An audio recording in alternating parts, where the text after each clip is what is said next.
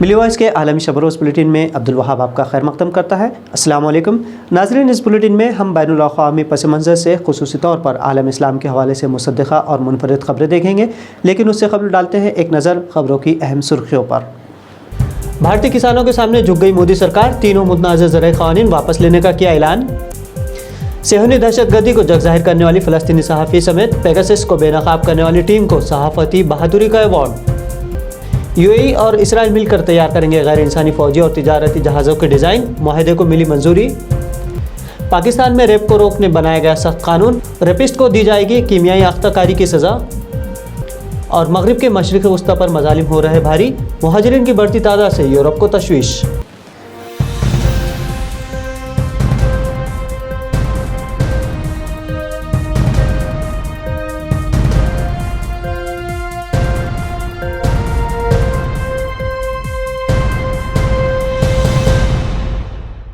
بھارت میں گزشتہ ایک سال سے مرکزی حکومت کے فیصلے کے خلاف کسان احتجاج کر رہے تھے۔ وجہ تھی متنازع 3 زرعی قوانین۔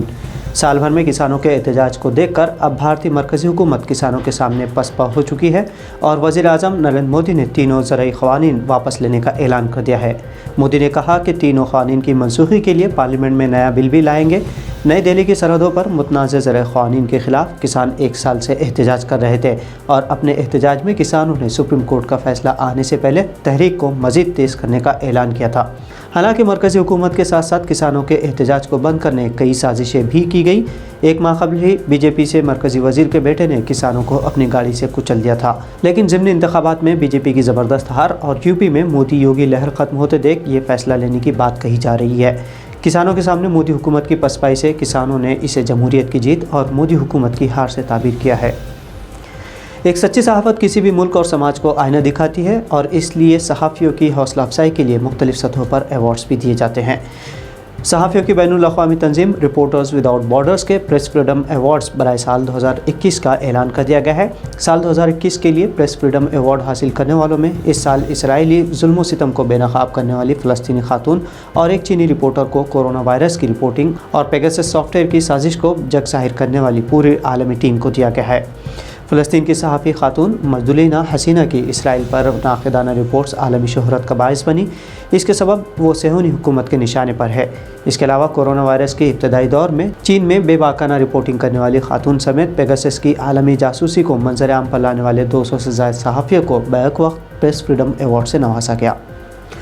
متحدہ عرب امارات کے سرکاری دفاعی گروپ ایج اور اسرائیل کے سرکاری ایرو اسپیس فرم IAI کے درمیان ایک معاہدہ طے پایا ہے۔ دونوں نے جمعرات کو بغیر انسان کے چلنے والے فوجی اور تجارتی جہازوں کو مشترکہ طور پر ڈیزائن کرنے کے معاہدے پر دستخط کیے۔ ایک مشترکہ بیان میں کہا گیا ہے کہ ڈیزائن کیے جانے والے 17M بغیر آدمی سمندر کی سطح پر چلنے والے جہاز سیکیورٹی کارروائیوں، سمندری سرنگوں کا سراغ لگانے، نگرانی اور دوسری صلاحیتوں کے حامل ہوں گے۔ اس میں انسانی مداخلت کی ضرورت نہیں ہوتی ہے۔ ایج گروپ کے چیف ایگزیکٹو آفیسر یعنی CEO اور مینیجنگ ڈائریکٹر فیصل البنانی نے کہا کہ اس تصویراتی اتحاد کے ذریعے ہم بہترین خود مختار آپریشنل حل کو یقینی بنا سکتے ہیں۔ یاد رہے کہ متحدہ عرب امارات اور اسرائیل کے درمیان گزشتہ سال امریکہ کے ثالثی میں امن معاہدہ طے پایا تھا۔ اس کے تحت دونوں نے سفارتی تعلقات قائم کیے تھے اور اب تک ان کے درمیان مختلف شعبوں میں دو طرفہ تعاون کے فروغ کے لیے متعدد سمجھوتے طے پا چکے ہیں۔ پاکستان میں زنا بالجبر کی روک تھام کے لیے حکومت نے ایک سخت قانون تیار کیا ہے۔ اس قانون کے تحت مجرموں کو کیمیائی طریقے سے آختہ کیا جائے گا۔ اس بل کے متن کے مطابق کیمیائی کاسٹریشن یعنی آختہ کرنے یا نامرد بنا دینے کا طریقہ کار کو وزیر اعظم پاکستان کی متعین کردہ ضوابط کے تحت بنایا گیا ہے اور اس کا مقصد جنسی زیادتی کے مجرموں کو ناکارہ بنانا ہے۔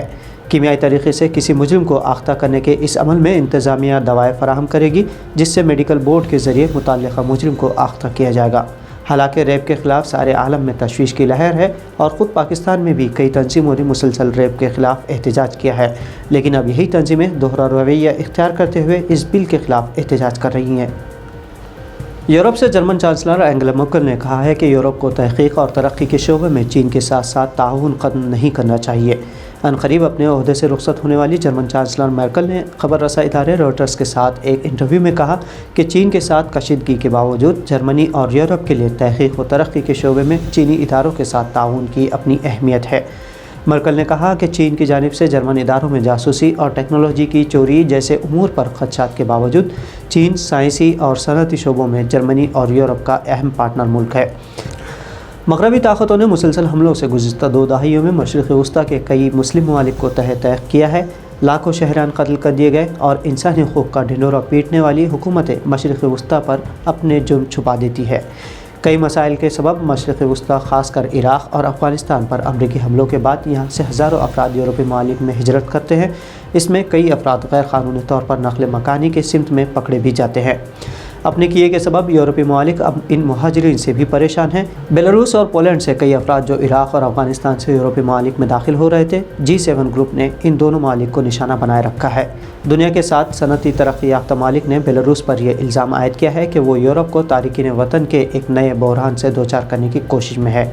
کینیڈا، برطانیہ، فرانس، جرمنی، اٹلی، جاپان اور امریکہ پر مشتمل G7 جو ناٹو کا حصہ بھی ہیں، انہی ممالک نے مشرق وسطیٰ میں بھی حملہ کیا تھا۔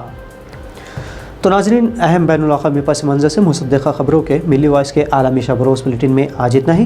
بھارت سے دیگر قومی خبروں اور خصوصی تجزیوں کے لیے آپ ملی وائس کو سبسکرائب اور فالو بھی کر سکتے ہیں۔ عبدالوہاب کو اجازت دیجیے۔ اللہ حافظ۔